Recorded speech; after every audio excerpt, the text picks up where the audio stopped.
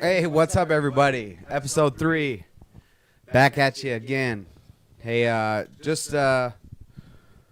now, I just want to say thanks for tuning in. If you're tuning in already, and if you haven't already liked and followed, like and follow us, please. We'd appreciate it.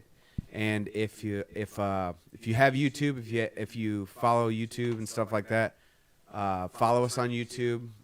Subscribe us to YouTube. Once we get a little bit more following, we're gonna post to YouTube. This video will be on YouTube in a little bit, probably tomorrow, and then we'll go from there. But welcome back, episode 3. Mike, you fucking made it. I can't believe it. I made it. Yeah, I just had to make a trip to Des Moines today, so I just got back in time. I'm glad I made it, guys. We're at number 3, man.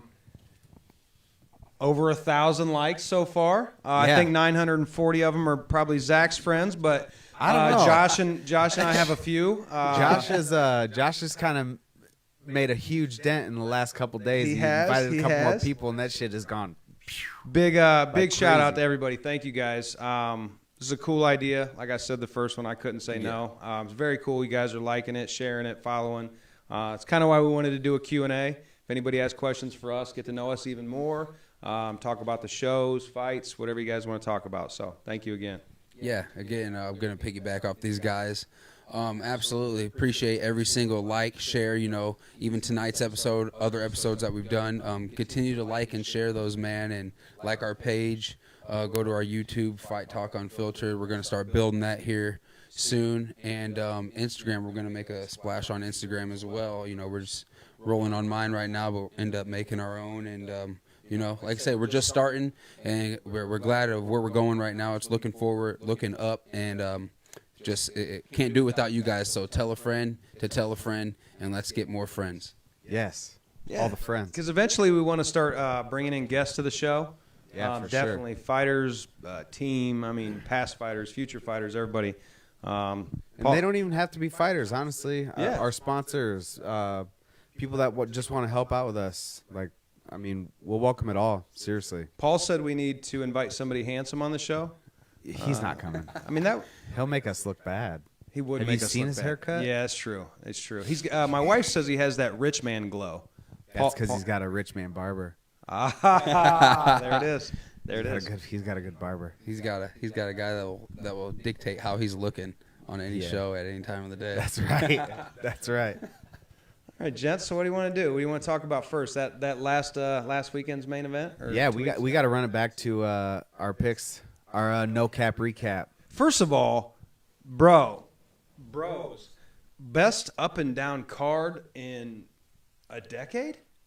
Yeah, holy shit! Even before the fights, it was like, this is going to be an amazing card, and it lived up to every bit of that. That was epic, man. Every single bit. Like I'm saying right now, I'm trying to think back. I got the main card on me right now, but I'm going back to even the prelims right now. Oh, those my things God. were even fucking. Did any of them go to a decision? I don't think any of them Not did. many, if they did. That's what I'm saying. I'm trying to think back because there was just so many great fights on that card, period, nuts. that I'm trying to think back to all of them, and we'd have to pull it up for sure to think of it, but we will here in a minute for the main card. I guess before we do that, let me ask you this, because I've said in the past, podcasts and stuff, I said that it seems like fighters, for some reason, when they fight for me and fight for Caged Aggression, I don't know what it is, what that secret sauce is, but they always bring something just a little extra, right? Mm-hmm. I'm going to ask you guys as fighters, though, because you fought in different venues, good, bad, ugly. This was MSG. This was the mecca of venues. Do you think that had something to do with what was going on with that fight card? There were super stellar matchups, but, man, did everybody bring it, win or lose. I think that has a lot to do with it. When you are – and not even just MSG, but the fight card that they were on overall was just incredible. So in order to make noise, you have to deliver in all your fights. And I think all the fighters on the undercard, they want to get to that next level, so they fucking go all out, Yeah, I definitely think, like you said, MSG definitely had a big spark into it. Like we said on our last episode, there's not too many places you can probably put on a hand of places around the world that are as iconic as that. You know what I mean? So to fight on that card, and then we can say what we want about him and not, but Usman is making a real big statement of you know what I'm saying, legendary status. So to even be on his card as of right now in MSG, you know, everybody wanted to up their level right now. Yeah, you know? definitely. Yeah, I agree, man. Stellar card, but I bombed my picks. Yes, you did. Shit, So let's get into it. The no cap recap. The no cap recap. New one right there. No cap Hashtag at that all. no cap recap, baby. Yes. Here we go. We'll start at the bottom of the main card, man. It should have been the top of the main card, honestly. Chandler and Gaethje, holy shit. Maybe, you know, remember that fight was the first fight on the main card only because they needed to space out the fights for the coach. He had like 3 or 4 fighters on the main card. That is not a first fight of the main card type matchup. That could be a main event, but maybe there's something to that. Maybe there is something to, like me, I've said this before. The first fight of the night is equally as important as the last fight of the night to me because it dictates the pace of the show. It sets the night. So I like to put stylistically fun matchups, typically newer amateur fighters, but stylistically fun ones to get the crowd right out of the gate going. And maybe, man, when you put a fight like that as the first fight of the main card, maybe there's something to that. Oh, yeah.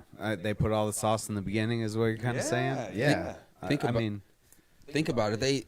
UFC for how many years now? They've been, you know, they try to pump up that last fight on the prelim, so people are tuning in for that. And then when you switch to the main card, it's got a fucking stalemate main card first fight on there. You know what I mean? Like people ain't really paying attention to it. They're trying to build into it. So get that prelim going. Prelim was hot. Prelim was smacking. And then you got that as your first card. If the UFC did one thing, they need to have a fucking fight that lives up somewhere to that, or like a fight that's that built up to lead off a main card, because everybody was tuning. You could probably, if they were to check stats, I guarantee they probably had the most live buys fucking on that first fight into a main card. You could look up to when people buy it. Guaranteed 100%. That thing was fire. And the kind of shitty thing about it is Burgos and Quarantillo kind of got the shit end of the stick because everybody was riding that high in the first fight. It was like, holy shit, that was amazing. They come out there and everybody's going to get their drink. You know, nobody was going to get a drink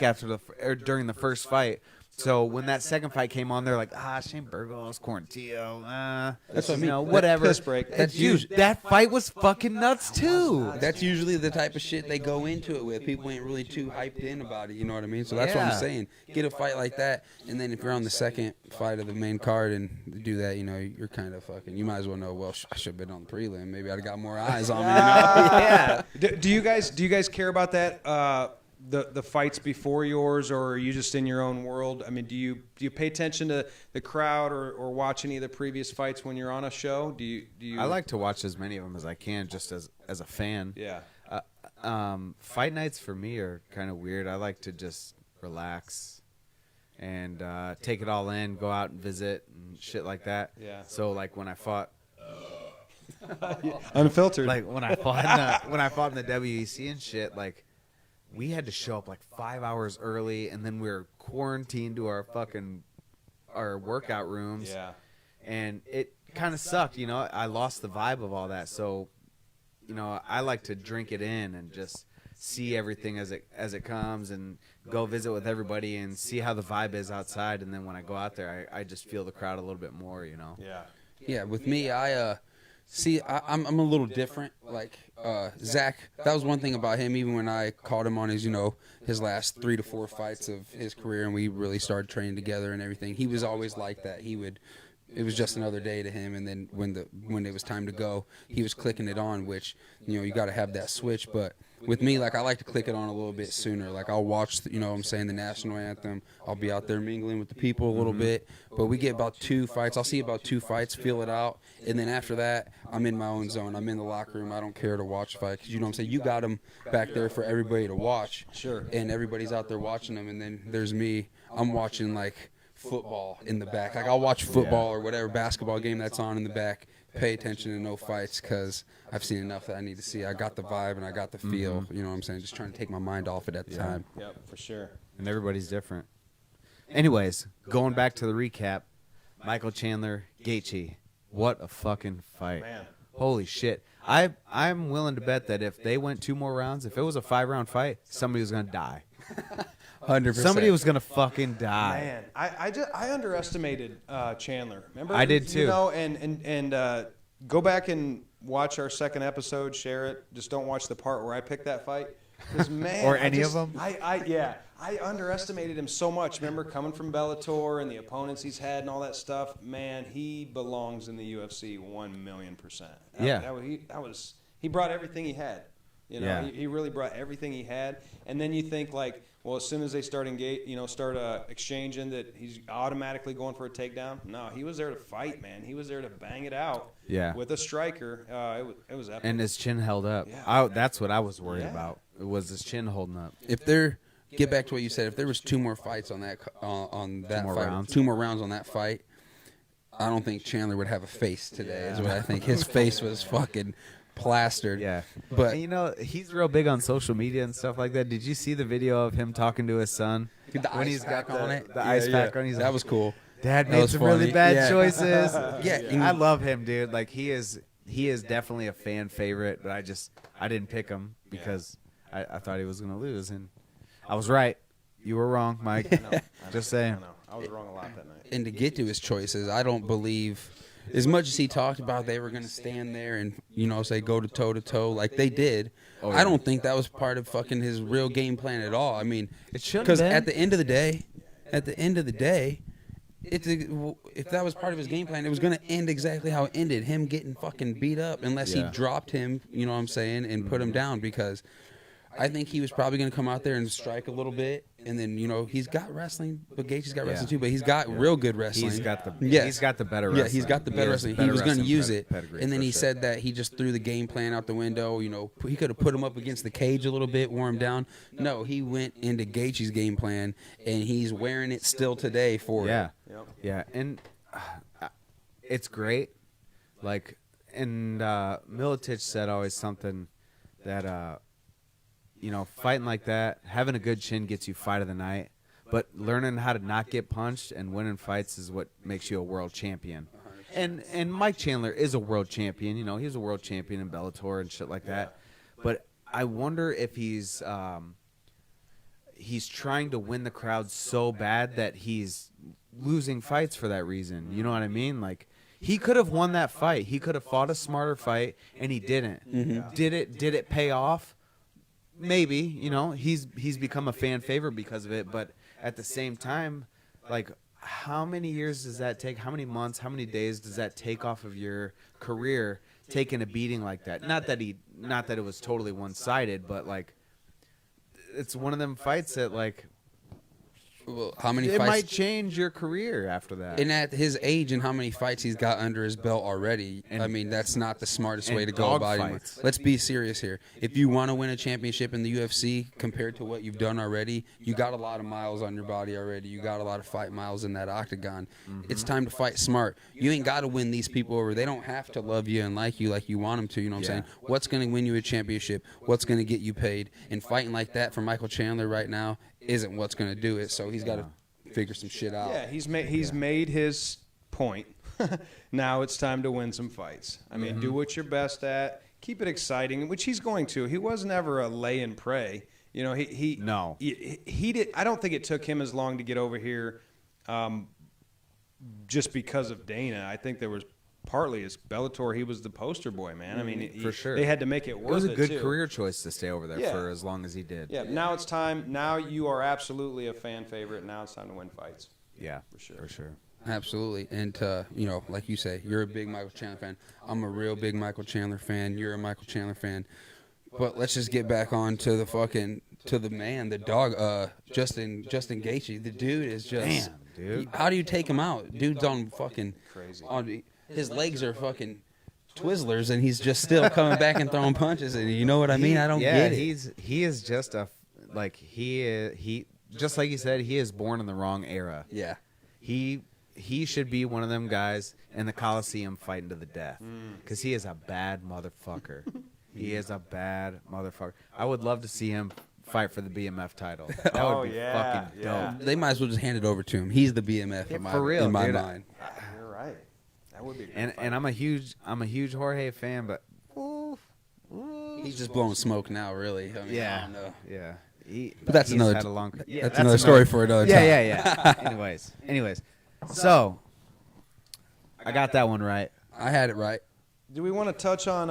Hold on, Whoa, wait. we shying away from Well, your everybody already knows I didn't up, pick bro. shit right Own last up. week. I didn't pick anything right. I think what I get 1 fight, two right. I think maybe 2.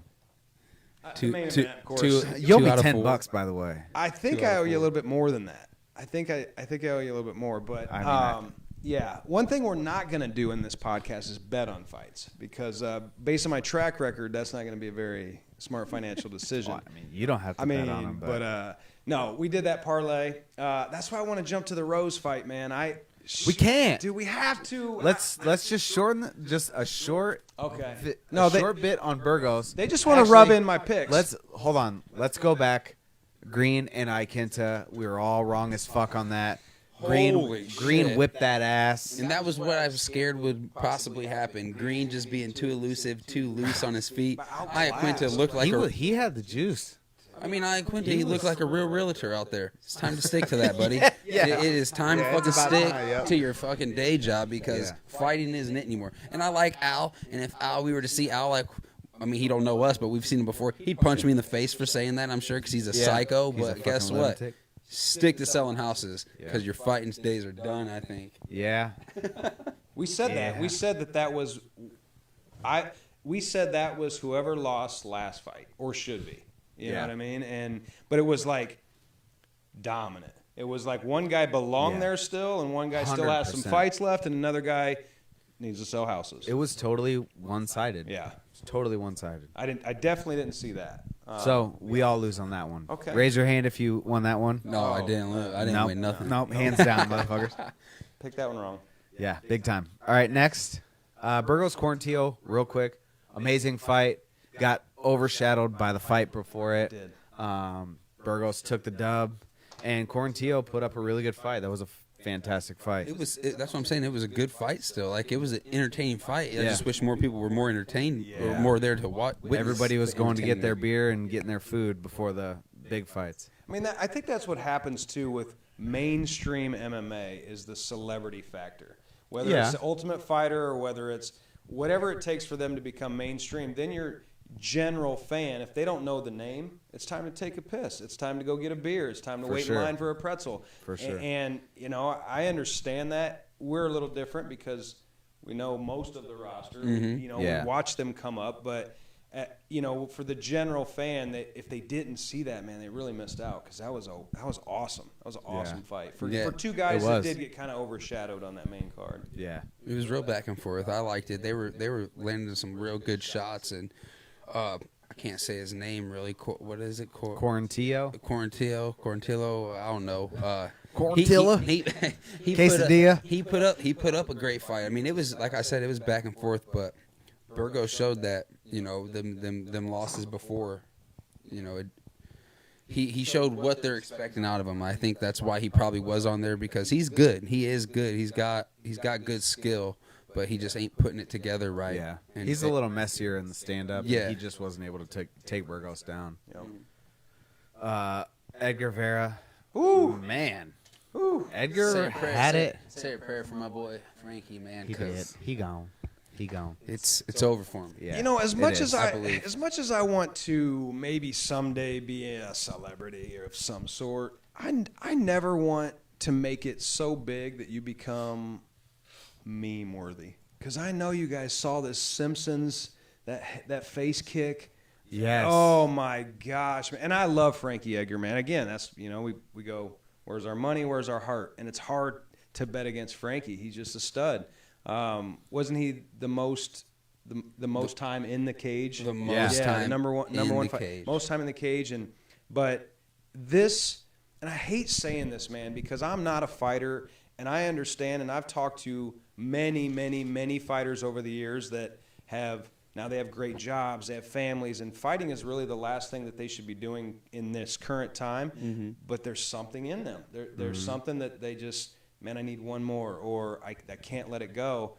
And so I hate saying that because, only you can decide when that time is time, but it's time for Frankie, man. It really is. Because he's going to fight high-level guys every time. It's not like he gets to step down and fight up-and-comers and stuff like that. He's going to always fight tough, legitimate talent, and I think it's just time, man. Yeah, I definitely think he's at the stage now to where he's that name in the game to where it's going to get you to that next step you want to be at for up-and-comers and guys. He'll be that gatekeeper, you know what I mean? And I don't want to see Frankie do that because Frankie has some legendary fights. He's a fucking Hall of Famer. He's one of my favorite fighters ever, you know what I mean? And to see him go out like he has the last couple times, it fucking hurts to me to watch it, you know what I mean? And like you said, he's got that fire in him that, you know what I'm saying, UFC's like, hey, you want to come fight, you know what I'm saying, close to New Jersey, close to New York, or something, on a card. But guess what? We're putting you up against our kid that's like fucking 12-0, you know what I mean? Yeah.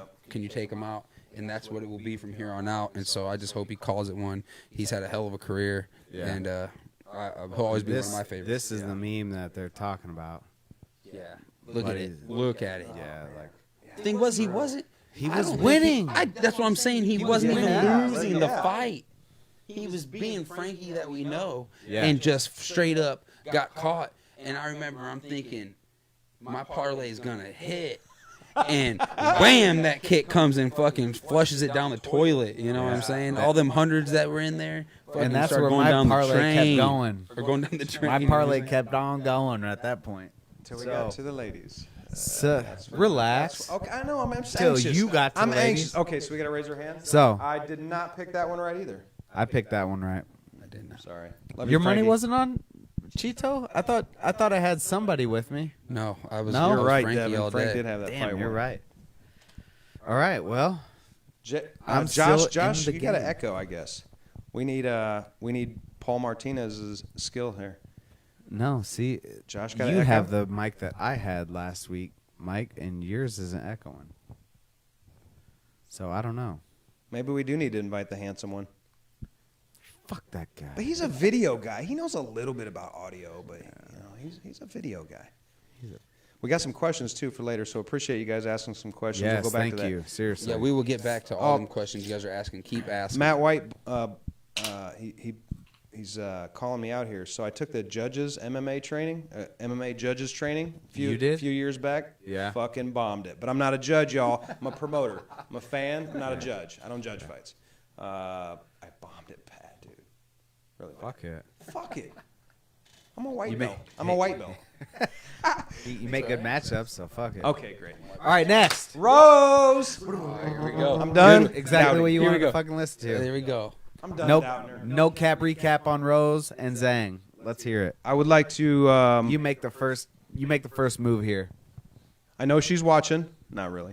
I'd like to publicly apologize to Rose for consistently doubting her and her skills and her just well-rounded beast. Wait, this podcast is not brought to you by Busch Light or Patron. No, we're working on it, but currently not. sponsored. Eventually. Bush lights in the camo gear. I'll wear it all day with my camo Crocs. I think a Cage Aggression after party should be sponsored by Patron. I mean, fair enough.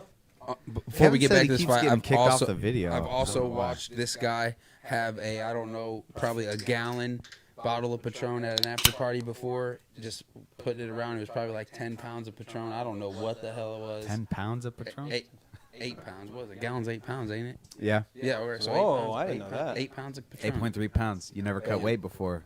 Amateur. White belt. Get back to Rose. Get back to Rose. Let's get back to Rose. So I'm Hey, done tell doubting us her. more about how you're wrong. I just really thought that their first fight, not that when I say she clipped her, I'm not saying that it wasn't, obviously she won and she's the best, but I just didn't think that we got to see what that fight was really about. I really didn't think so. And you know how we talked, like I said, when somebody takes a loss like that and then they get that immediate rematch, which doesn't happen very often, I thought it was going to be a completely different fight. Yeah. I just really did. You know, going back to that, you can talk about GSP and Matt Serra. Like, Well, that's kind GSP and Matt Serra. It was a freak show accident Yeah. that Matt Serra won. yeah, But he won. but he won. But he fucking won. So they were able to sell another fight, and what we thought was going to happen happened. Well, that was the same thing you thought was going to happen this time, and it didn't. No. Yep. Rose, like I said, I thought Rose the whole week leading up, watching the videos and watching how I've seen her before, like leading up to fights. I thought she had all the juice. She was feeling good. She had the right people around her. She had everything. And Wei Lee made adjustments as well. She made adjustments. She went to Henry Cejudo. She did a lot better, with wrestling and everything. But wrestling isn't what lost you the fight. You know what I'm Wrestling saying? is what lost her the fight in this fight. Exactly. Rose out wrestled her in the Ironic, fourth and fifth huh? It's rounds. crazy. That's what I'm saying. Stayed on top. Wrestling didn't lose you the fight the last time. You got clipped. And I don't Yeah. think she ever accepted that she just got clipped and Yeah. went back to her shit. You know what I mean? She tried to find ways of why she lost. And at the end of the day, is exactly why she lost again, because she never accepted why she really lost. Yeah. Nope, I agree. Rose was looking phenomenal. Rose. Yeah, Looked she like the true she champion. battled through adversity though. I think she lost the third round. First round was really close. I think she won the second round. Third round, I'm pretty sure she lost. And then she battled back. She out wrestled her in the fourth and fifth round. Stayed on top. Had good control. Like she showed every facet of her game, Yeah. and she was better. She was just better overall in every dimension. I thought it was awesome. So in your mind, I want to know what you think or what you guys think. Who's next for her? Who's really next for her, though? That's what I'm saying. She's at the... I don't really see nobody that's going to really compete with her. She's gonna have to bulk up or do something. She's gonna have to go for a champ status. Yeah. She's gonna have to. It's just the lack of depth. It's always going Yeah. to be that way, unfortunately. Well, the sport is so young for women. Yeah, I mean, like we And- said, it wasn't too long ago that Dana said that females would never be in the UFC. You know, but Rose has had now 3 title fights, 3 consecutive immediate rematches. I mean, so yeah, there's just not a lot of talent right now. I don't know anyone right now. But that's the cool thing about MMA. I say it in every fighter meeting, like we always have to be careful, win or lose, because the next generation of talent is sitting out in the crowd or they're watching Yeah. at home. There's always a new stable of talent coming in. And I find, not to ever take anything away from the beast that started this whole thing, but like they're starting younger now and they're getting better faster and A lot younger. yeah, man. Yeah. And so there's been times when I thought, like, if guys start moving up to bigger shows, what if you run out of fighters? But that just doesn't happen because the sport now it's come to the point where like I said, man, they're starting so young that this new generation that keeps coming in, it's just awesome. So Yeah. there will be somebody eventually. Yeah. We see that no matter what your reign is, eventually somebody comes and takes that.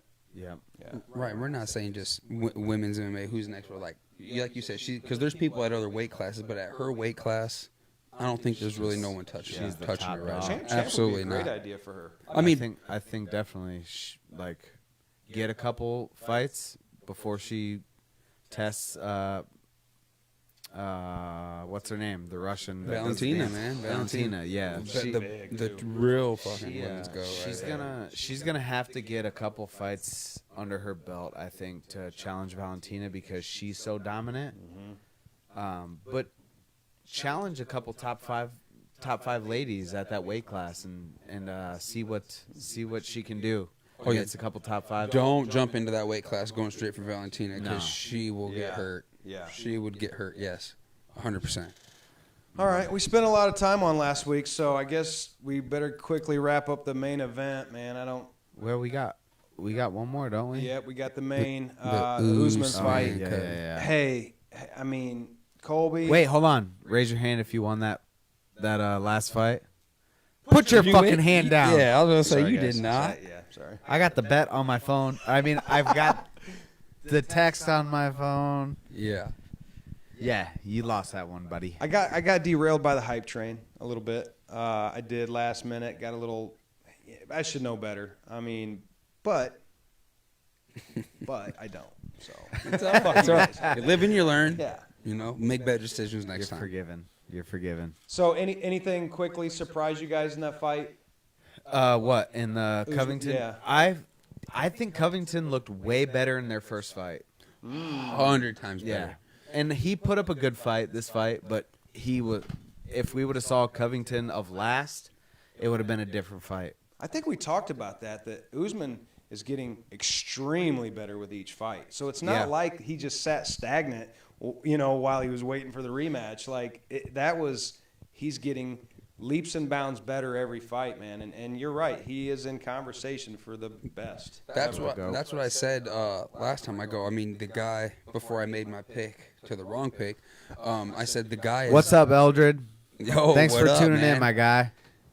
I was saying he is getting leaps and bounds better every fight. Yeah. I mean, the guy, in my mind now, is so good with his hands that he doesn't even have to offensively use his wrestling. Like, he can rely on his wrestling as just a defensive wrestling and just strike with these guys and make them look foolish. You know what I'm saying? Yeah. For MMA boxing, not regular boxing like he's talking about, because he'll get his fucking neck punched off his head. Idiot. Yeah, Idiot. neck punched off his head. Off the Literally, head. you know what I mean? Hey, did you know Rod Montoya is making his return in March?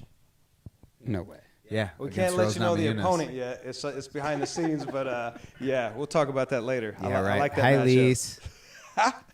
That is awesome. Jeez. No, Matt said Montoya Namajunas. I guess Montoya is a. Did he tag? No, not. It's got to be a chick that fights in the weight class, right? With the last name Montoya. It has to be, right? It's a. She's not even in the. She even in the Conejo? UFC. Yeah, it's that Indian girl, isn't it? Anyways, Rod fucking steps in and says she don't want none. That's awesome. Rod probably get his ass whipped by Rose. Bum. Oh, I like Kevin's question. We're gonna get to that later, man. I've been working on that Fuck shit off. so hard, Kevin. I got you, man. Okay, so this is gonna sound shitty of me and I don't want it to, but I'm not super excited for the fight night card. We'll touch base on it. I like the Misha fight. Wait. We still got to talk. What? Covington. Oh. Lost. Yeah. Who had Covington? I had Covington. He was the only one that fucked up my parlay. You see the stack I had last week, people. This is what I got left from that goddamn Baby Covington stacks. fight. It's about a couple hundred. I like that, here. Grant. It's nothing. Covington, what the fuck? This is for us, and you didn't do it, dude. You know. I mean, here's the thing. At the end of the day, the Vegas odds makers know what the hell they're doing. They're not in it to lose money. They didn't build those giant casinos to lose money. And they pretty much had that one spot on. But, those odds are so enticing because what if? Just what Yeah, if? there's always a what if. Yeah. I just that night, you're right. He looked. It was for the dogs. It was for America, Attaboy Plum. and it didn't happen. I know your parlay was a fatty. Fuck you. Oh, he got a nice one? Yeah, he did. It was like a 6 or 7 fight parlay. Whoa. It was a fat Plum, boy. send me your picks next week. No shit.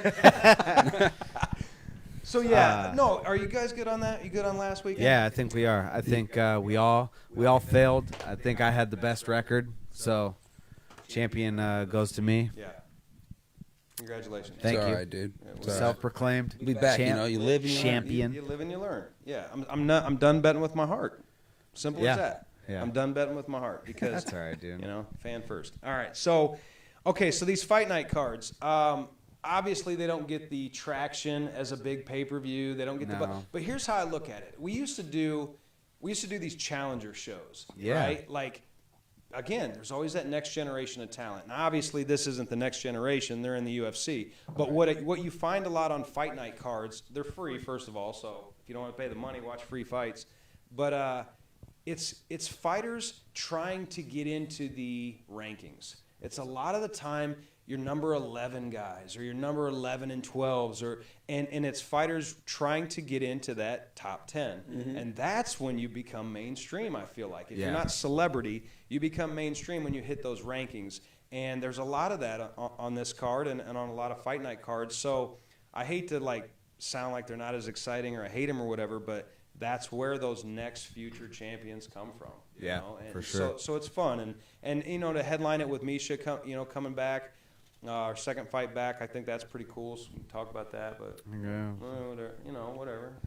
Misha. Yeah. I mean, the fight card, like you said, there's not a lot of big folks on it. So I didn't look too much into it. I think Misha is getting skylined. So I think she's on the road to stardom back again, after having a baby and all that stuff. 2. Yeah. 2. Have you looked up the odds for that Yes, fight? I have. And actually, Misha's the underdog. That's what I thought. Really? That's what I thought. She is an underdog. Slight underdog. It is a 5-rounder. Mm-hmm. I ain't worried about either one of their cardio. It was rescheduled from October. But she's got to fight, man. This is not a gimme. And it's good to see that. We're past the days of like, oh, she's making her return, so let's just give her an easy win. It's not like that. She's definitely the underdog in the fight. She's got her hands full. I think you're right. If she does pull it off, she's got the look, the history, the everything, former champion, all that good stuff. Retirement Fought coming out. Ronda a couple times. 2 kids I mean, now. I mean, it's cool, But let's be real. She's still bringing up Ronda in her interviews, man. She's still I living know. in that Why is she so pastime. stuck She's still on living that? that. She almost literally ripped your arm off your fucking body 2 times. So just give it up, dude, because she'll do it again. She'd leave Seriously. her house with Travis Brown and her kid right now and rip your arm off right now. Quit it. I'd rather see him in WWE together than fight again. I mean, come on, we saw it twice. It's gonna be the That'd be same tight. outcome. Yeah. Ronda's quite bigger now. But for that fight she's got coming up on this fight night, if you are looking to win some money in my book, you better right now while she's the underdog, because I don't think by Saturday night she'll be the underdog. Yeah. Good call. Yeah. Good call. Yeah, I mean, what do we got here? Misha Tate, 4.5 years off retirement, had 2 kids. She came back in July and won. But her opponent, what was she, like 10-0? I mean, I think maybe I can't remember her for sure record. I want to say maybe 1 loss, but or 10-0 like you said. But has she fought somebody of the stature of Right. Misha Tate, who's been there, done that, seen everything coming in women's MMA? That's why I'm saying by Saturday night she will not be the underdog. So if you're looking to make a little bit of money, you got to put that in right now. where's that? She's 11-2, Caitlin Vieira. Where's that cash at? Right here. Right here. El Tigre says it. If you ever want to bet, You put that money on her right now while she's that plus is in front of her name, because it's not going to be there Saturday. I think it's a safe I won't bet. throw it out for her because, I mean, I don't really got that much faith. But I will say, my money is going to go towards her. I'll give her 100. Maybe we should find out what Plum's ooh yeah, bets are. Plum, Misha. Give us your main card parlay. Yeah, that are you're you a gonna put one on and that. done, or you got some more Fucking picks that's guy. going to hit here? Yeah, everybody gets lucky once in a while. Yeah, that's true. Hey, one quick one that I want to go back to last weekend is Holloway and Rodriguez. Oh yeah. What a really good fight, yeah. man. What a really, really good fight. Holloway is just proving himself time and time again. He is the top dog, and I think that deserves not the rubber match against what the fuck's his name? Volkanovski. I don't think I don't think he beats Volkanovski, but B. Scott from Culture Shock Barbershop, also Beyond the Cut podcast, he thinks that Volkanovski lost both of those fights against Holloway. So he's a big Holloway fan. I think he thinks he's gonna win against Volkanovski for the 3rd time. Not happening. But I think it gives him a chance. Well, he's I think beating Rodriguez, beating Yair is it gives him grounds to a 3rd fight with Volkanovski. But man, But the thing with Max is that he can lose and we all still win. You know what I'm Yeah, saying? for sure. He still wins because he ain't going down nothing in the rankings. He's going to get the same fight he would probably before because he's fucking action. Yeah, it doesn't matter who he fights. So they give him a rubber match. Will it be a great fight? Yep. Will he win? Probably not. I mean, yeah. That's the tough part. Is like we want to see it as a fan, but does it make sense? No. I mean, if he's still in title contention, he has to get he's done his due diligence. Yeah. He's beaten the top guys, so he has to keep getting that match. Yeah. So I don't know. Yeah. I don't know. I'm gonna That's throw a fun. wrench in it. I want to see him fight Conor. I want Conor to come back. That would be yeah. fucking. fight match. Yeah. You know what I'm saying? Yeah, but he's not coming back at 45. There's no way Conor makes 45 ever again. Max will go to 55 for him. I think he would. He would I go to think he 55 would for because him. he's a fucking. He's that type of guy. That would be tight. Yeah, I agree with you. So who do you guys have? Are you taking Misha? Are you taking Vieira? I'm taking Misha. I'll take Misha. I'm definitely taking her while she's the underdog, though. Yeah. I'm definitely doing that. ASAP. Do we touch base on the?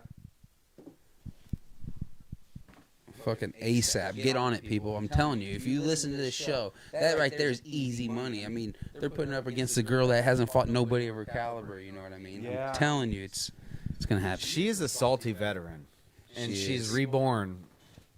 Reborn, after her 2 newborns. So we'll see. Ryan said they're already at both negatives. Oh shit! See, Vegas is smart. quick. They know what they're doing. They do. Well, see, you guys should have got it in. And fucking, if you pay attention to We're fucking too fighting, goddamn you pay late, it- You're late. fuckers. I'm late too because guess what? I was worried more about football right now because I hadn't even winning shit. But it's all right. So what do you guys think? You want to answer some of these questions? I mean, if we got them reeling in, let's answer some of them now. Fuck it. Matt said, I say you promote Old Timers card. Let's see who has teaspoon of gas left in the tank. Montoya, Zach, Lim. Matt, I try that every show. They'd rather eat good food and come hang out at the show than I'd rather eat Rod's food. no. No, but it looks great on Facebook, That boy and I've can commented cook in on the it many times. I'm firehouse. like, what the fuck? I need some of the that. Firehouse. Man, So let me scroll up here. I saw one earlier. It was pretty cool. Let's see. It says Grant had a couple good ones. Let's go up a little bit further. see. Yeah, we'll take the time for. At the questions now. regional Questions level now. of MMA, what style, if any, do you think has an advantage over the rest of the styles or disciplines? And on At regional. regional. At the regional level, wrestling. 100%. Yeah. I was gonna. That's an easy. Wrestling. That's an easy one right there. Yeah, Because for sure. I mean, I'll even like I say, I'll put myself in this. You know what I'm saying? I didn't have much wrestling background before I came into the gym. You know what I'm saying? I found out at an amateur level, fuck, you better learn how to wrestle. You know what I mean?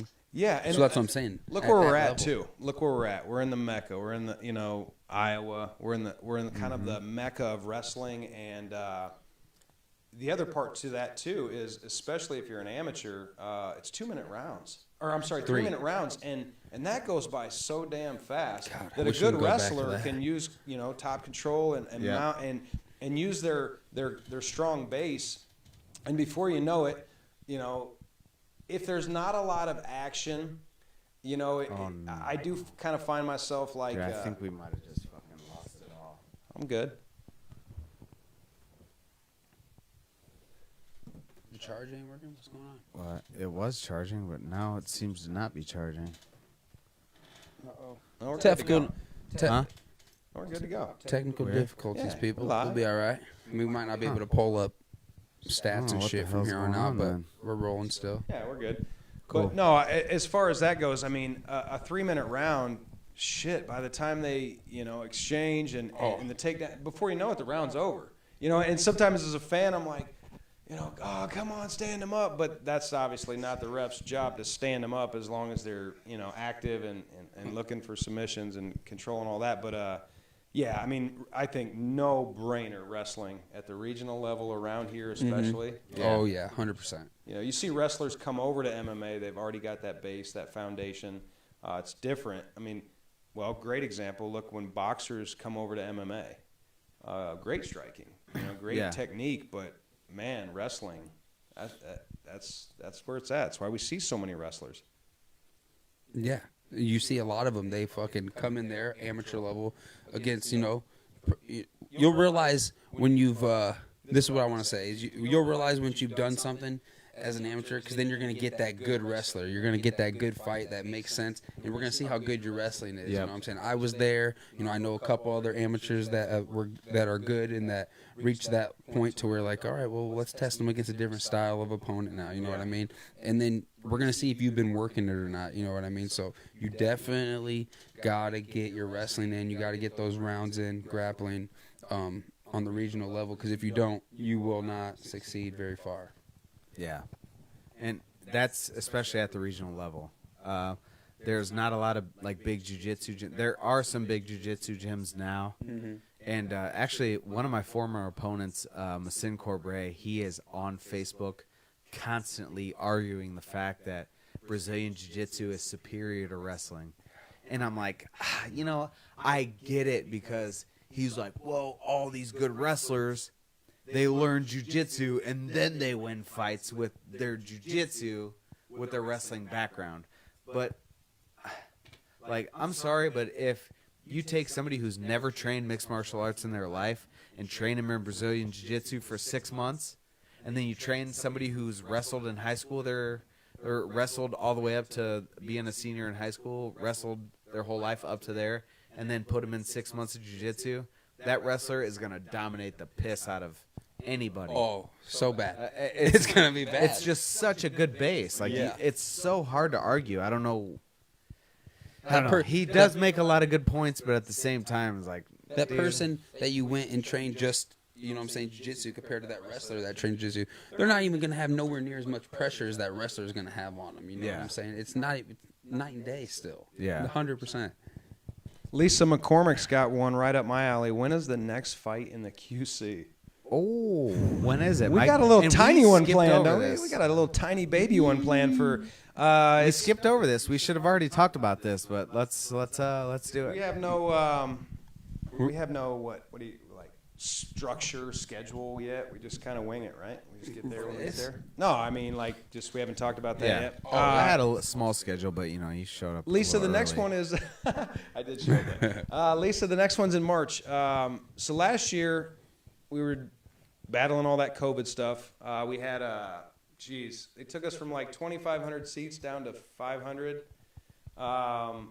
And everybody in the country needed a fight, man. I tried to say this through like the ripple effects. It's not just a fight. It's not just a show.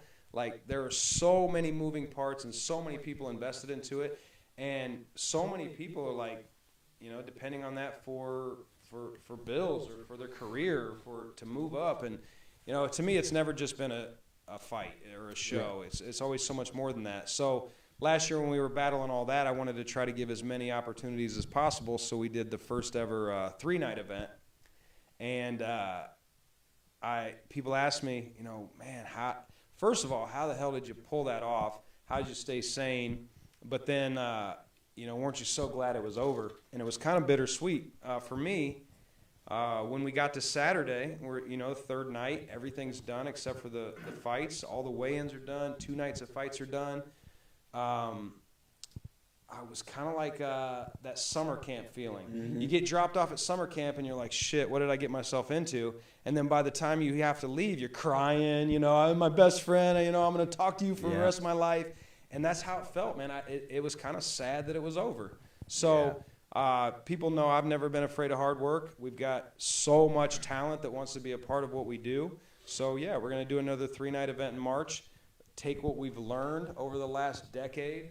Our team is just they're stellar, and every show they're like me. Like every show, they want to raise the bar somehow. They want to add more to it and get better, and I love that about them. It's caged aggression is not Mike Goodwin. It's most definitely every single person involved, because we all like-minded like that. We just want it to be better than the last one somehow. So with almost 5 months to do it right, to prepare and plan correctly, and the first 3-night event with no restrictions, no limitations, none of all the crazy stuff we had during COVID. It's going to be crazy, man. It'll be fucking bananas.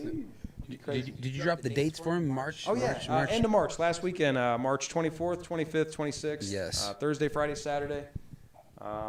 Great weekend. Yeah. All right. Three after parties. Fuck yeah. My liver already hurts. Bender. No, but we're definitely, we're bringing back that boom mic or that jib camera. The jib, yeah. Those angles when that camera, when fighters walk so out. Cool. We're going to restructure our lighting truss above the cage and add a bunch more lights. Just things that I see when we watch the event afterwards that I'm like, we need that, we need this, and I just want to add some more elements to it. Yeah. It would be really cool. I mean, whether or not you add it or not, you know, it's your show, whatever you want to do for it, you know what I mean? It's all up to you guys and the fucking, you know, Caged Aggression crew. But them ref cams, man, them ref cams are the shit. Oh, yeah, Like Is them any of our refs on here? We used to do that, but Them fucking ref cams are awesome. divas, bro. They Really? won't wear Really? them. Okay, all right. Divas. All right. Yeah, Bruce. Hashtag Wah. diva. What? Hashtag Bruce Allen. Hashtag Wear Bruce fucking, Allen. Everybody Guy message. baby. Everybody on this message Bruce Allen and say, dude, we need ref Wah, cams. Josh Stewart. Wah. We need ref cams. Right? You can't do it no more, Paul said. Bruce, where the fucking ref What do cam, you mean, man? Paul? What do you mean you can't do it? Against the There's commission nothing- rules. Oh. Iowa.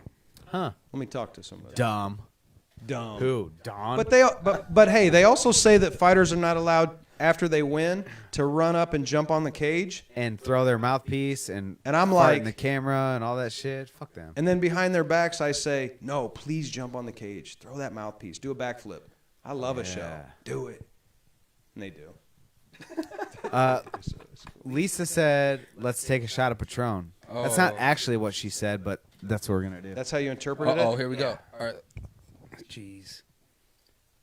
Herbert Rogers Williams in the house. Another one of my faves to work with.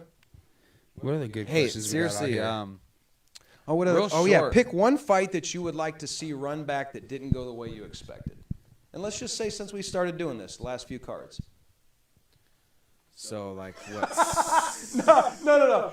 Hey, let's be clear. Hey, Devin, do you mean UFC or do you mean like just fights in general? Yeah. Because I just got the grin. Damn. Just fucking.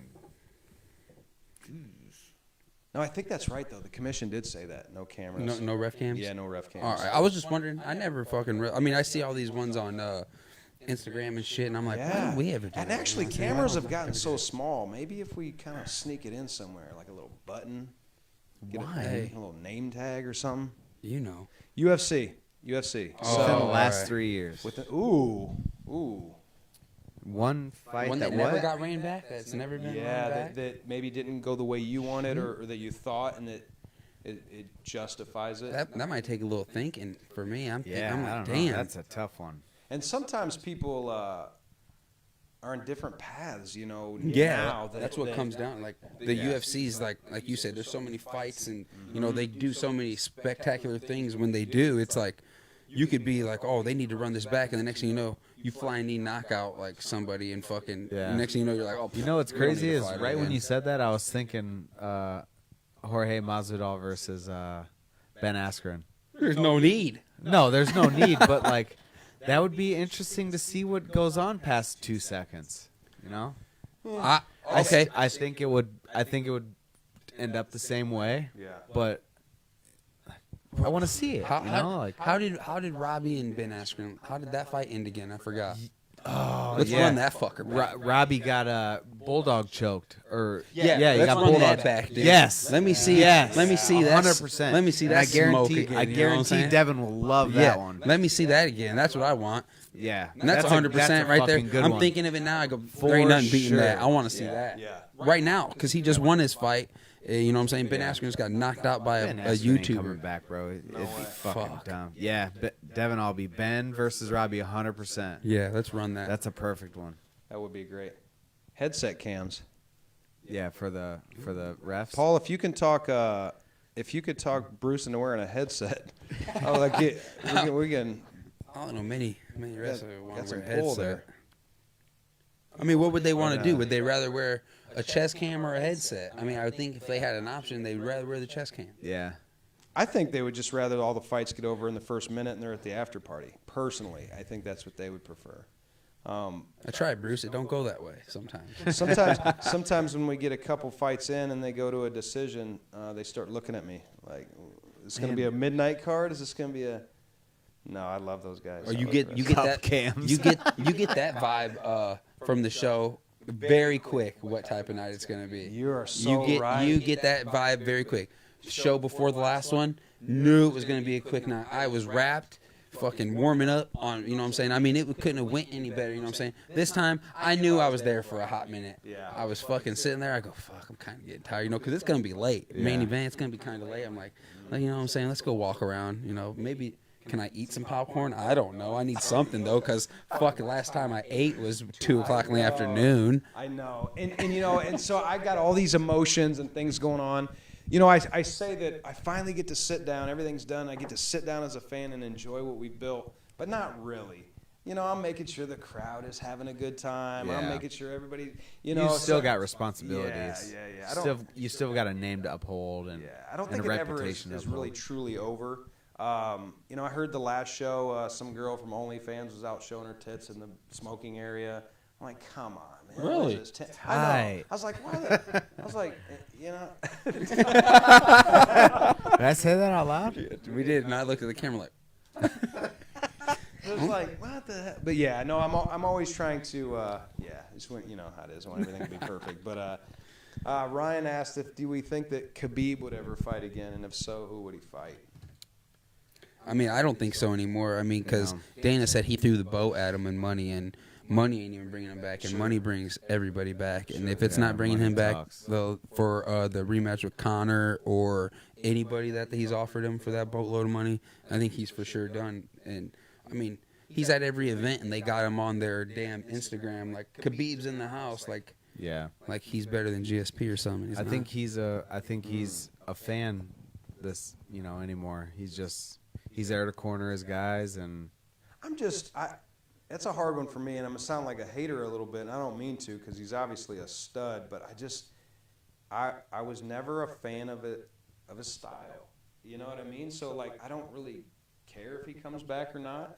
I mean, he's just really, really, really damn good at wrestling. Very good. He takes all the tools away from the stylistically electric fighters that go out there and put on these crazy shows. He just takes every single tool away from them. Yeah. And that's great. That's fantastic. I mean, I'm not downplaying that. It's just not the most exciting, and it's not something I really care if he comes back or not. Yeah. I like how the division's mixed up, and I like what's going on, and I like everything in the division besides him. if he does, though, he's gonna wreck them. The thing is, and I say this might be a topic for another podcast of ours, but I'm just gonna say that's why I get so angry when people say that he's the GOAT, he's the best, he's better than GSP. Yeah. No, he's not, because when GSP fought, he had the similar style, but GSP kept me more entertained. For sure. GSP's hands were better than his, you know what I'm sure. saying? He was a one-trick pony, which was a dominant, the best we've seen, possibly better than GSP's, but GSP can defend the takedown and would make you stand with him, you know what I'm saying? Yeah. And beat you has the fuck and up. has TKO to knock out victories, you know what I'm saying? That's why he's better in my mind. Yeah. And like I said, that's another time maybe, Yeah, and I agree with the whole GSP argument. It's like people always say, "Oh, he just plays the safe route," but not really. Like when he fought John Fitch, yeah. When he fought John Fitch, he made the wrestler stand up the whole time, and he beat the dog shit out of him. with a jab and With a a jab. 1-2, and BJ you know what I Penn mean? stood up, made him fight. Josh Koscheck stood up after like the second round. He pulled his groin, stood up, made him fight. He beat everybody the way that he should have. The guy beat Michael Bisping with a TKO, dropped him, and then TKO'd him, you know what I'm saying? Or did he submit him? He choked him to sleep. But he dropped him, is Yeah. what I'm saying. He beat him with the hands and then choked him. Where you want to go, Tim? Hey, We doing these for... oh yeah, let's do Yeah. that's a good question too, Zach. Devin asked about if you had not done another tour in the Marines, how much longer would you have fought? Oh, that's a tough. That's a good Let's question. get back That's to a it. great question. Cheers. Omaha. Thing is, does he know that we went to Vegas and fucking went to Ultimate Fighter? So, That was the main thing. I don't think it was the tour that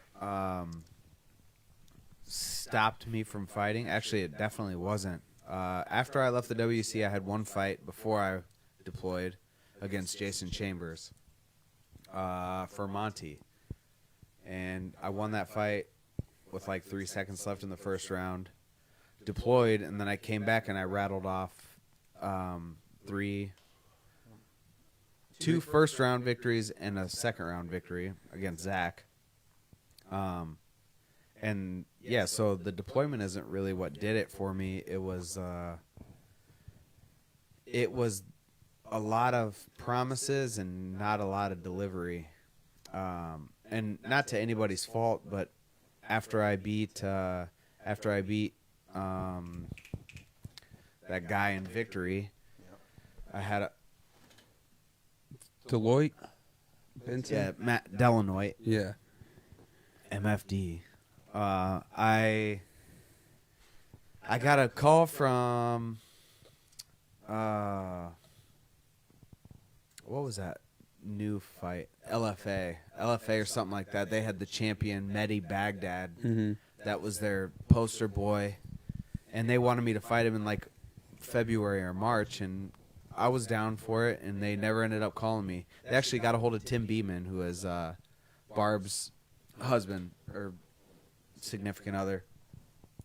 But nothing came to fruition. We went to the Ultimate Fighter. Yeah. And while we were there, my fucking entire weight class got cut from the Ultimate Fighter. So I tried out for 170. They ended up making it only a 155 weight class, and that ended up being. That was Uriah Faber and That was McGregor. That was the Faber McGregor season. 'Cause That would we have were been there. a fucking good ass season. But But Didn't no, the henchman go out there with you guys? yeah, was He's there. on here. George Hench is hopped in. Hench What's up, was brother? there. Fucking What's up? Lauk Sean was West. there. Sean West Lauk was went there. out there. Sean came.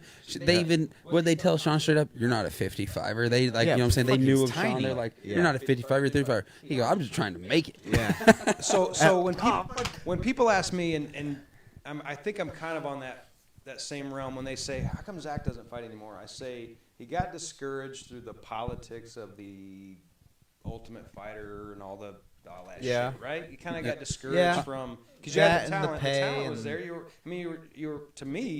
in your prime. yeah. You know what I mean? And so for all of us, especially fans, we're like, fuck, man, he was in his prime. What happened? You know? And so that's, I think, why so many people still want to see you fight, because it's not like we've been talking, some of these guys that, gosh, like, Went this out needs to and- be your last fight, Yeah. right? That, Yeah. Like you were at your prime, and just some of the other bullshit that comes along with it pushed you away from it. That's kind of how I viewed it. Yeah, well, and just it's hard to dedicate yourself. So when I got back from Iraq in 2008, I dedicated myself to it. I had a shitload of money. I was fucking 21 years old. I had a shitload of money. And I had enough money for like a year and a half to just train, you know. All I did was train. Wake up, train, go home, sleep. Wake up, train, go home, sleep. Yeah. Next morning, do it all over again. And I spoiled myself. And I ended up going broke, you know. Like, you don't make a lot of fucking money doing mixed martial arts. So I set a precedent super high right off the bat. And it fucked me in the end, you know, because eventually I went broke. You know, when I lost to Dustin Poirier in the WEC, I had no fucking money. You know, like I moved back in with my parents, and I'm like, you know, I can't fucking do this anymore. You know, I got to do something. So while I was in the military, I learned how to cut hair. So I was like, fuck it, I'll go to barber school. Well, fuck, I got a good ass job with Miguel Rosas at New Style, and I started making money. I'm like, fuck, money is tight. Yeah. Dude. Yeah. Money is 100%. dope, you know. Better. So like it just, I was like, man, you know, I'm just gonna do this for fun. Well, then I fought Jason Chambers from Monty right before I got deployed, and I trained hard, but I didn't train as hard as I did when my life depended on it. Sure. And I was tired. I beat him at the very end of the first round.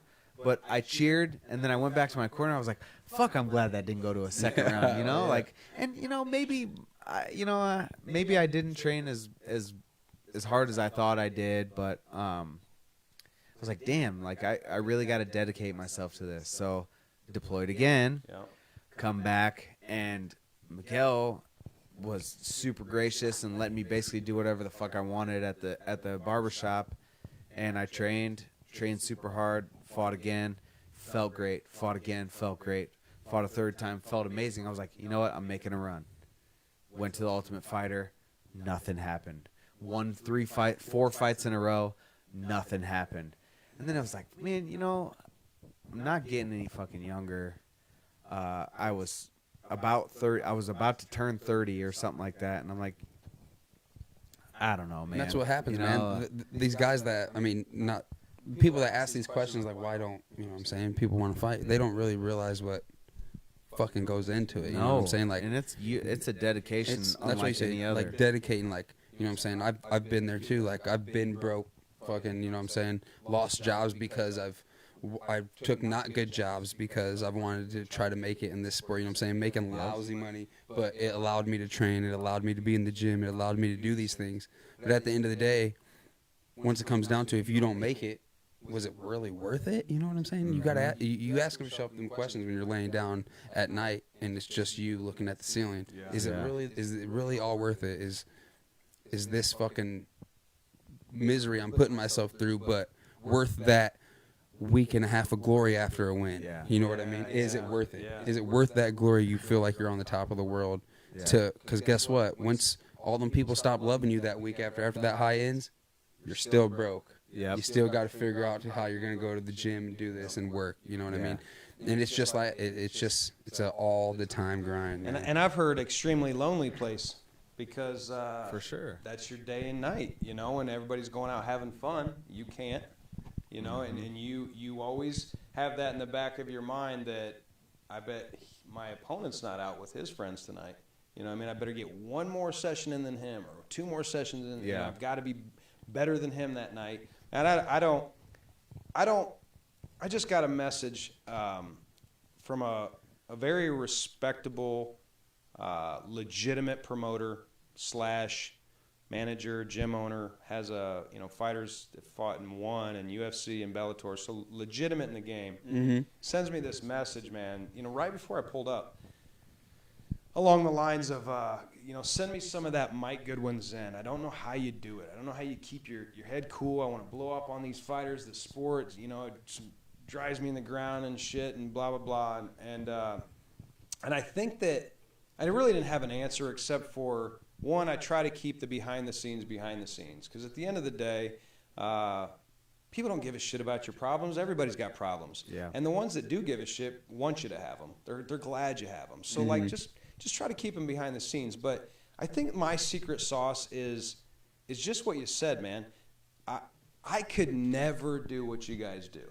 You know what I'm saying? I could never, the sacrifice. And when I first got into this, that's what I said. Like, there is so much more than that 15, 20 minutes in the cage that the people see. Why not take some cameras into the gym and show the sacrifice and the grind and the everyday struggle, and the money and everything like that. So I think that's my secret sauce. There have been, and my wife will attest to this, I care so damn much about these events and about the fighters that I've had multiple breakdowns over the last decade when somebody calls and says, hey, I'm hurt, I'm out. And I know I got to make that call to the opponent. I'll go into the bathroom and I fucking have a breakdown because I care so much, because I do respect what you guys do.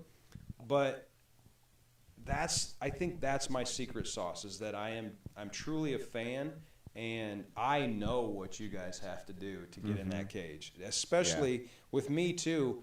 I've got fighters that, like, legitimate fighters fighting legitimate opponents. That's different at the regional and local level. You've been to shows where it's like, you don't see that very often. You're right. And the fact that I get, grown men and women that want to lock themselves in a cage with another legitimate fighter that has the ability to beat them, that's humbling, man. So I'm going to work my ass off outside of the cage. I'm going to make sure everybody eats. We all don't eat big. I battle with that too, like not being the breadwinner at home, but my wife's like, the passion that I have for this, she sees. I don't think that there's an end game where we all get rich. But man, do I love what I do. Just like you guys love what you do. Rich is a state of mind. Rich is a state of mind. I mean, 100%. You obviously knowing that the money's shit, the time, the loneliness, all the factors that go into it, what you're doing to your bodies, but the fact that you still do it, there's a love for it that a lot of people can't understand. For sure. And there's a high that you ride that nobody will understand. That drugs don't compare to. That week and a half, 2 weeks of people loving you, or like, you know what I'm saying, you go around town, or, just go out of town and people are like, man, that fight was a fucking awesome. I seen it, on TV or YouTube, whatever. Man, kids coming up to you being like, man, you're my favorite fighter, and there's guys on the UFC, you know what I'm saying? Like that shit means something, cool. dude. You know what I'm saying? That's very cool. That really means something. So my phone died, so you got to stay in charge of the questions. Yeah. But I'm going to ask you this because they asked Zach. So you're back to work. Back, yes. Leg is good. Better. It's going good. Go back for my follow up here soon. So super premature, but what are you thinking, man? Where's your head at? You want to know? Really? Hey, No, I want everybody to know. I'm ready to go in March. I'm ready to fucking go. Really, when like I said, I was like, man, I already put that. I was counting down days, months. You know what I'm saying? In rehab, I'm like, March. I mean, I don't know, maybe, you know, but realistically, not gonna happen in March. But once you posted the trifecta post the other day, I was like, you know what I'm saying? I was riding around work, and I'm like, I'm pissed off. I'm mad. You know what I'm saying? Because I'm like, right now, you know, usually when you post that post, we're already in there. We're already knowing we got an opponent coming soon. You know, we got shit to get ready for. But this time it was like, I'm not a part of this like that. You know what I'm saying? I'm a part of it, but I'm not a part of it with, hey, I got this guy. You know what I'm saying? What do you think? Or my management hitting me up, asking me, what are we doing? What are you thinking? How you feeling? What weight? Yeah. And but yeah, honestly, I would love to be in March. I mean, I'm not done by any means. So I guess that's where my question is like, okay, you're back to work, making money, legs healed up. You've got a little bit of time now to let that fight settle in. Yeah. Where's your heart? Where's your head at? What are you thinking for the future in this sport? Because you know it's still going to be lonely. It's still going to be a fucking grind. Where's my head at? I mean, people at work are already telling me I'm crazy. They think I'm done, but I'm not done. I'm not going to rush back from this leg injury, you know what I mean? I'm going to heal it right. I'm going to get into physical therapy, and then I'm going to build it back up, build the muscle and conditioning with my whole body, and then I'm hoping to be back, however long it takes, but I'll be back. I'll be back 100%. If I can be back by, summertime or next fall, you know what I'm saying? Because like I said, I'm not going to rush it, then that's what it is, but, at the longest, it'll be next fall. That's just what I'm saying. At the longest, it will be next fall. But other than that, I will be back. I am fighting again. I ain't done. So yes. I never thought for a second you were. I don't think that's what you're made of. But yeah, no. But speaking of that, summer. I don't know. Tim, getting a bug in my ear. I think we do need to take this show on the road again after March. Yes. I think we need to go somewhere. I think we need to find a cool spot. For sure. Iowa City or something. Yeah, switch it up. It's been a long time since there's been a show in Iowa City. Yeah, something RCC different. RCC was the big one there years ago. That's right. I remember that. It's fun. It's a gang of work and coordination and all that, but it's cool, man. It's in the memories too. Like when we did Sturgis, I was in the sauna the other night, and I see Dave Severe. And I was like, we got to talking. I haven't seen him in probably a year. Mm-hmm. He's just been out working, hasn't really been in the gym and stuff. And his last fight was at Sturgis when we went.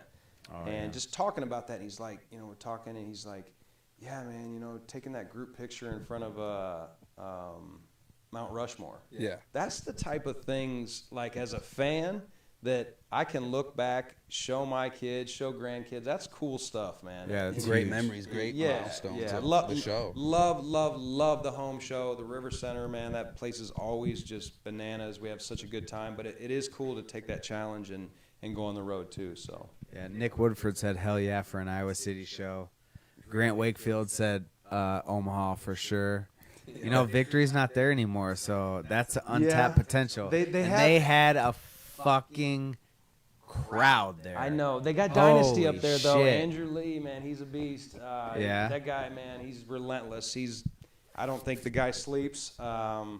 He has great shows Dynasty, all the time. Dynasty. Who puts that show on? Andrew Train. Call him Train, Andrew Lee. If you build it, they will come. Grant also asked, is there something similar to a runner's high when training, or is there a real second wind during a fight? I think there's a real second wind during anything that I do. Marathon, fight. Yeah.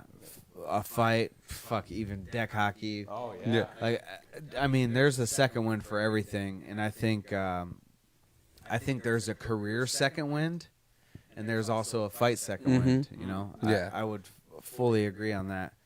And I like that. There's a second, like you said, there's a second wind in definitely everything you do. Yeah, everything for sure. Like, I got big into. I fucking hate running. I mean, I absolutely despise it. But I got big into it during the quarantine because there was no gyms open. So I was like, well, what the fuck can I do to stay in shape? So I was out there fucking at the park running 5 miles. I never ran 5 miles. Besides, I ran the Bix every year for 7, and I almost died every time. Yeah. Next thing you know, I'm running 5 miles with ease. You know what I mean? So then I'm bumping it up. I'm going to do 7 today. I'm going to do 8.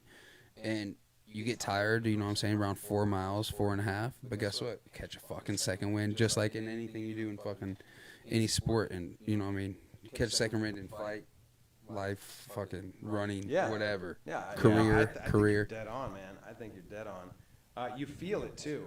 It's weird because maybe it's just the activity part. Like, that first chunk is like, oh, man, this is bad. I'm not going to make it. I'm not going to make it. And then something happens, man, and a switch, and you feel it. You actually, holy shit. Like, one of my really good friends, LC Davis, who has fought in many different promotions. He's a wrestling coach now down in Pittsburgh, Kansas. But he was always the guy that when I would go with him to fights during fight day, he would wake up at like 7 or 8 o'clock in the morning, and he would go jump rope, shadow box. He's like, I want to blow out my first wind so that in the fight I get my second wind. Mm-hmm. And that was just a mental thing for him, you know, and something that he always did. I didn't want to do shit during my fights. I barely warmed up during my fights. If I thought I was warming up too much, I'd be like, nope. Like, I don't want to.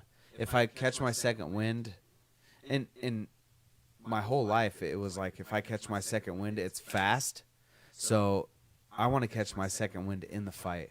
You know, go balls out the first round, catch my second wind in the second. Yeah. And then and after that, I'm good. Mm-hmm. You know. Nice. But like LC was huge on that. He'd go jump rope, shadow box, run wind sprints, all that type of shit. And it was never me. He was my main training partner up until like 2010. Mm-hmm. And that was just never me. I never liked it. I never liked doing it. Yeah. But everybody's got their own isms, you know? Yeah. Yeah, something that works. Yeah, for sure. I know a lot of people want to know about our giveaway. I got an idea. Uh-oh. So, here we go, back in so to the March and giveaway now. We are here. We're probably going to do, realistically, if we did 2 a month, just to say we did 2 a month, that's 2, 4, 6, that'd be 8. So I want to give away, okay, so we're going to build this podcast up, and we're going to do a big March giveaway contest. Mm-hmm. But up until then, every time I want to do this, when you watch fights on TV especially, you become kind of desensitized. You don't really feel or hear or understand the impacts of some of these strikes and some of these takedowns. Yeah. Like, it's completely different than being live at an event. Yeah. I will say that to the end, because I've been to multiple UFCs all the way to, you know, our first Fairground show. You get desensitized watching it on TV a little bit. And for anybody that hasn't sat cage side, or better yet, at the cage, it's a different experience, man. So what I want to do for these next, you know, handful of podcasts leading up till March, I do want to dedicate so many cage side seats to this podcast. And to the people that are helping us grow and sharing it, and just taking their time out of the night to watch us and stuff and sharing it. So I'm going to dedicate 4 cage side seats every podcast to give away. What we've been doing, guys, so in case you don't know, I've been sending out like Cage Aggression hats, shirts. I sent out a pair of gloves, just simply for sharing our stuff, just getting it out there. These guys asked me if I wanted to do it. I was like, hell yeah. There's no way I was saying no. So, you know, we want to say kind of thank you for helping getting our name out there and stuff too. So I'm going to dedicate 4 cage side seats every podcasts we do to different nights because we have 3 nights of the show. Mm-hmm. All you got to do is share our stuff. Just when the video ends and it reloads onto our page, you just share it. And then what I do is I put all those shares into a hat, I pull it out, and I mail out some good stuff. So I'm going to give away 2 cage side tickets each podcast to one of the nights of the show. And then for our final one leading up to the event, I want to give 2 seats at the actual cage. Mm-hmm. Because you guys know, I mean, well, shit, you're in the cage, but like when you sit at the cage, man, it's just When you're at that fucking, Right at that table, fucking dude, outside arms table. hanging up on it. all the stress, all those breakdowns I've had, I told you about, all the money bullshit, like it really kind of all goes away when I sit down on fight night. You see me Yeah. last one. Oh, man. yeah. I'm really I'm like a kid in a candy store, man, and just I say this every time, but March is nothing. It's a blank slate. It's a white. It looks like this, and then all of a sudden, a few months later, man, from theme to color scheme to name to fight cards, and then you look around and you're like, holy shit, man, we built this. Yeah. And so I want to, the fans that are tuning in and supporting us, I want to make sure we give back, and so just share our stuff, and I'll draw tomorrow morning, and we'll give away some tickets. Yeah, so like he's saying, you got a chance to win cage side and actual up at the cage tickets. So tell your friends, tell people that are somewhat interested in MMA or cage aggression, period, to tune in, like our page on Facebook, like our page on YouTube, follow us on, other social media platforms, and bring them to views and got more chances to win, you know what I mean? Yeah. Like, you can win, your friends can win, they could take you, all that good stuff. So let's build it. You know what I'm saying? You guys get rewarded for helping us grow and helping us build. We couldn't be it without you. So keep telling friends, have more people tune in. Yeah, for the most part, everybody, knows about us or the show. Maybe a lot of people have been, but like, I say this too, like, our oldest son and I became hockey fanatics just because we went to a hockey game one time. Yeah. Like, let's go check out this way back Mallards. Let's go check out a Mallards game. And since then, we've been to at least 75 hockey games, from Blackhawks to Storm now. We'll go out of town because we're like, this is badass. Yeah. And I really do strive to make it a great fan experience. It's not just fights, man. Like I'm not a manager. I'm not a coach. I never fought. I could not do what these guys do. So I try to build it as a fan. If I bought a ticket to a show, what would I want to see? And so it really is a cool show, when you look on the outside. The last couple, I mean, I've heard it every single show, but especially the last couple, I don't know what has happened, but there's people that I know that have never been to a fighting event or fighting show, period, and they've like, I don't know how I like it. I don't think I don't like to see that type of stuff. And they come and they literally say, that was awesome. I'll definitely be at the next one. Like, that was the great time. Like, they have a great time. They go, I was expecting, just a cage and people walking out and fighting. He goes, I didn't expect the show. I didn't expect the vendors. I didn't expect everything that came along with the show. And I'm dead ass serious. The last couple shows, I've had a ton of people come up to me that have never been to fights and say that they will be back, and that was awesome. Yeah, that is cool, man. It's very rewarding. So, just, even if you just, go out on YouTube and, watch them afterwards or buy the pay-per-view or something. We greatly appreciate the support. Obviously, we love the sport and what we do, and it's really cool. So. Yeah. Lisa just asked, where do you get the ideas for the names of your shows? That's a phenomenal question. And I will tell you, it's from a group chat with us 3. I almost feel like we make votes and... I know. I was sitting with Kim because I have a folder on my computer that has every poster from all the way back to Cage Aggression 1, the beginning in Knoxville. Every single name or every single event we've done has a name, and every name and theme is thought out. Like, it's not just it's almost overdone. Thanksgiving Throwdown. Yeah. Thanksgiving. And so it's gotten to the point where I'm like, shit, man, I'm running out of ideas, honestly. Yeah. And last year it kind of just triple threat.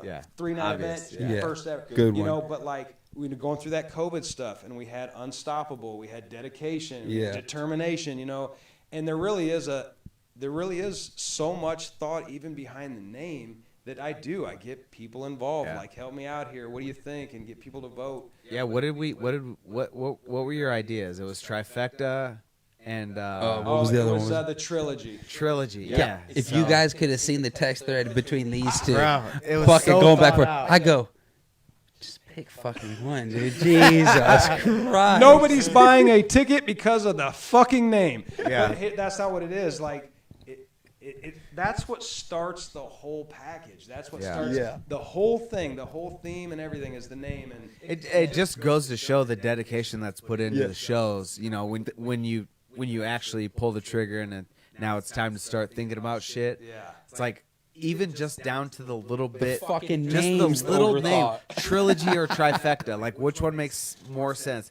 Trifecta is like three. You know, Three. trilogy is like 3 consecutive or no. We starting it again. We starting it I again. know. We The fucking starting trilogy this is like, again. oh, this is the 3rd time it's happened. There's a big total difference. You said it perfectly. That was my kind of final thing is in the MMA or combat sports world, the trilogy is It already has yes, Yeah. a it's like standard to go. the third one. Yeah. The finale one, the whatever. And I was So- like, you're so right. Boom. Trifecta. So next year, 2023, that might be That could be the the trilogy, the It's that trifectilogy. third one. We already got The we already got the trifectilogy. name of March show. You guys heard it here first. Fucking in Yeah. 2021. 2020. But hey, but the It's Roman the numerals too. The Roman numerals, I'm running out of space and shit. Okay, Yeah. it's XX, XI, IV, IX. I Yeah. can't keep up. But at the end It's of the day, 33. it's So about it's the 33rd show, a 3-night event a 3-night event on the 33rd show on the 3rd month of the year. on Boom. the 3rd month of the year. That's all I it. got. That's it. And the But third it's pretty ti- solid. And the Pretty third solid. time Zach fights for me. Relax. Oh no! Don't get him started. Relax. That'd be a nightmare. So what? It would not be a. I know what you just did there. Uh-oh. Again, that's twice. Quit it. That's 3 times. That's to be We don't need continued, it. fight Yeah. fans. Yeah. All right. So what else we got? We got any other questions? We're gonna wrap this up. Let's see. No. Josh Neal has to piss. So do I. Real bad. No, seriously, guys. I know we've beaten a dead horse here, but seriously, thank you for tuning in. Yeah, this is one of our longest ones, hour and a half. Yeah. When we started this podcast, we were like, we're not going to go over 45 We said minutes. 45 minutes Yeah, to the tops. fucking second. But you know and what? It goes everywhere. I longer think every that time. I think that folks they like it, and if you don't, I don't give a shit. Oh, I'll get a GoFundMe to pay Zach to fight. hey man. Oh, who said that? Who Oh, said that? Devin Albee, he ain't got no money. Devin, drop that on me tonight. I'll throw some money in there. He ain't got no money. No, he starts a GoFundMe. Look, Whatever. Hey, I got the money. Anyways, for you right here. so I just want to throw out the big shout outs. sure. Shout out to Paul Martinez from Mind Productions. He gives us all this technology to give us all the bells and whistles and allows us to do what we do. Culture Shock Barbershop, Brandon Scott at Culture Shock Barbershop. He's the fucking man. He allows us to do this inside of his business. And Beyond the Cut podcast is his podcast that he does. Subscribe to his. Yeah, he puts all of his on YouTube, Facebook, everything. So check him out. It's a really neat concept. He cuts somebody's hair and just, they talk about life and what they do in their business and how they view life, and it gets good perspectives from all different types of the world, all different looks of life. So check him out. Cage Aggression, obviously, not Busch Light or Patron. We pay for that shit. Maybe someday we'll be big enough to Out get of our pockets every fucking Yes. time. Maybe someday we'll get rich enough to get sponsors to get that type of shit. But everybody that helps us out, thank you so much. We'll be back in a couple weeks. For sure. What Last do you week guys was got? last week. I think I sent out a Cage Aggression hat to Noah Bellini, yeah. up and coming amateur fighter. Appreciate the shares, man. I believe Tyler DeHaven's dad was the other winner. Oh, yeah. Yep, Sent him yep. out a hat. Congrats, son's pro debut win. I'm sure we'll see him back in there. And so yeah, just share the video when you see it's posted, and I will draw tomorrow, and hopefully I'll be hanging out with you guys cage side. Yeah, for 100%. sure. Let's take this. Here it is for you guys, man. shot. Cheers to episode 3. Yes, cheers to episode you. 3. Thank you guys. Episode 3. We're nothing without you guys. Thank you for tuning in. Thank you. And that's it, guys. Signing out.